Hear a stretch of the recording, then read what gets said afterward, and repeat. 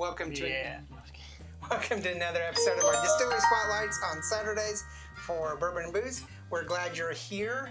As you can see, we've massed quite the collection of Jack Daniels.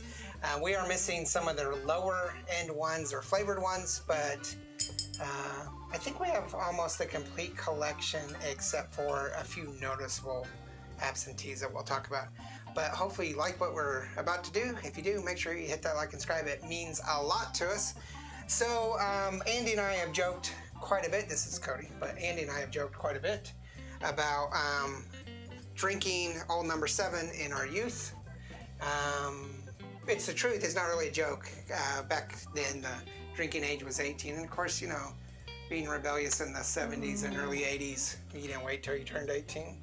You're missing the winter The winter? flavored one. Oh yeah, we're going to talk about those. That one's good. So, I have been working on collecting these for a while. We went to the Jack Daniels distillery, my wife and I, and had a fabulous time. One of the best distillery tours we ever took. Not the best, but one of the best. I really enjoyed it. And my wife has gone back once before, but she didn't go do the tour. She just, I think, went into the store last year to get something that I had been hunting for, and it wasn't there.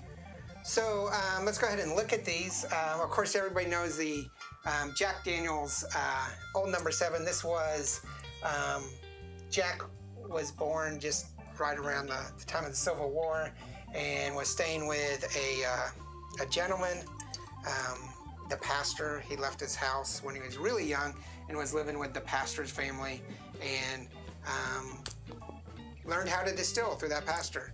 And I actually know a descendant of that pastor, and that family's always kind of half-heartedly jokes about how the pastor sold, which he did, everything, the distill and everything, to Jack when he was like 17 or so, because they were, he was the pastor and people were saying you shouldn't be doing this. So he sold everything, the distill and part of the property, to Jack Daniels.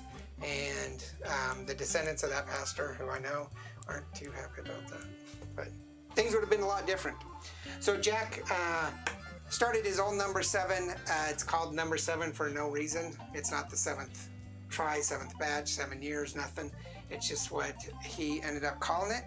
And it was very successful. They were running it through, yeah, he's actually born before the Civil War, because during the Civil War in Tennessee, he was selling to, as a young kid, like really like 11, I think, he was selling to both the Northerners and the Southerners and the troops. And he had a knack for salesmanship his whole life. And so he, all the way up into the early 19th century, he was the head of that distillery, passed away just before Prohibition. But basically, this was one of the few things that they distilled. All of these are post Mr. Jack Daniels. I think they might have done a rye when he's alive, but not much. He just did this one. And he won the 1897, is that it? New Orleans, or St. Louis World's Fair whiskey competition, and won the gold medal. And that's what made him really famous. So, like I say, we have a whole slew here. We have the Jack Daniels Number 7. The White Rabbit and the Red Dog are named after the two saloons he owned in Lynchburg, Tennessee. I really like the White Rabbit. I haven't opened the Red Dog, but I've had some at the distillery, I think, and it was pretty good. Then we have the Green Label. There's two different kinds there. They're kind of Blenders Select type of things from blenders during the 70s, 80s, 90s, and early 2000s. And a rye. We do have a rye. What's this one here? Oh, this is another Blenders Select. They have quite a few. There's like a number 1, and number 2, and number 3, and number 4. I don't have a couple of them, so you'll notice those missing. Recently, they came out with these cast strength series, And so this is a single barrel rye. It's not cask strength, but single barrel series, single barrel rye, which you're drinking. And you hate Jack Daniels. What do you think about that? It wasn't bad. Okay, because you're a rye man. This is the single barrel select. We have the single barrel cask proof. What's this at? 127 proof. And then this one is another one of the series, but this one's not available in the U.S. It's a travel exclusive or outside the U.S. So I got this at Heathrow Airport. And this is 100 proof single barrel silver. We have the gold, which I also got on, did I get this in Heathrow? There's no tag sticker, but I did. I bought this at Heathrow. And I love this. That's what I'm drinking right now. It was rather expensive. Like, around 99 bucks, I think. I think that's kind of expensive for an American whiskey. And then this is the Sinatra Select, which rumor has it was going to, it's 90 proof, was going out and no longer be available. But I think that they've reversed that decision. If they ever made that decision? No, it was in the news and blogs and everything. So I think they were thinking about taking this out, and that's why they came up with these. But I think they reversed the decision because this is very popular, but it's 150 bucks. Mm-hmm. And it's basically Frank Sinatra was a huge Jack Daniel whiskey fan. Tip jar purchase. Was another tip jar purchase? Yes, it was. Frank Sinatra is a huge Jack Daniels fan, so it's in his honor. Notable absentees here. Cody mentioned the Winter Spice. That's a seasonal Jack Daniels. I like that one. It's actually a liqueur. It's not really a whiskey because I think it's only at 30%, 35%. We don't have any of the flavored ones, the apple, honey, and cinnamon. And they're only like 20 bucks. Not a apple, honey, and cinnamon whiskey person. I need to buy them just for the collection, but yeah. There's much better things I want out there. One of these days I'll get them. 2 new releases just came out within probably a month of this, before this came out. This is the Bonded, Jack Daniel's Tennessee Bonded Whiskey. It's at 100 proof. I like the bottle because it's more etched like the original bottles used to be. These are more smooth. They don't have all the print on them.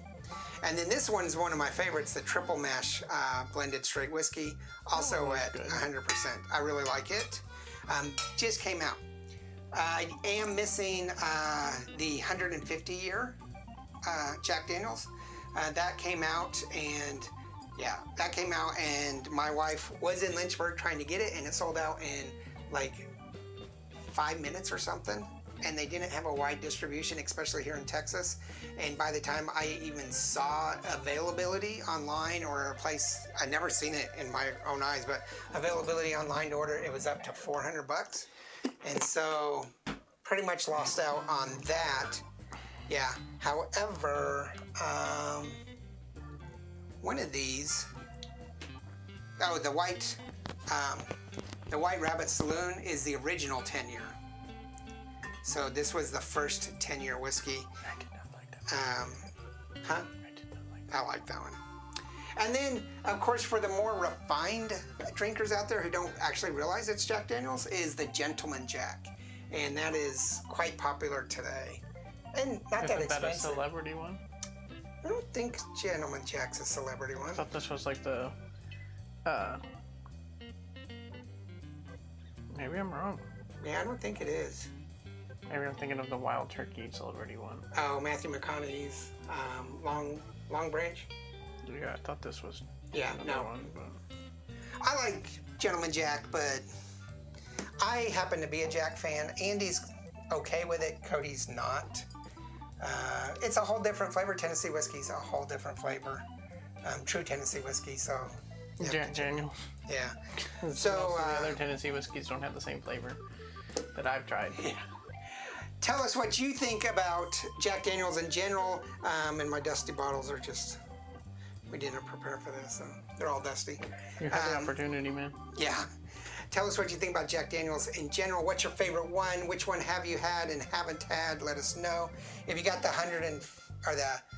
10-year that came out, tell me what that tasting profile was like. I really miss it. If you're in our area, call me. I'll come over and we'll have a dram.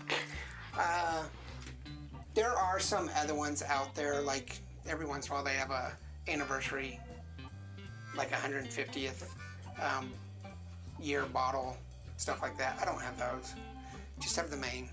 If I find it reasonably, I'll pick it up. It's all about the complete collection, not the in-depth hoarding.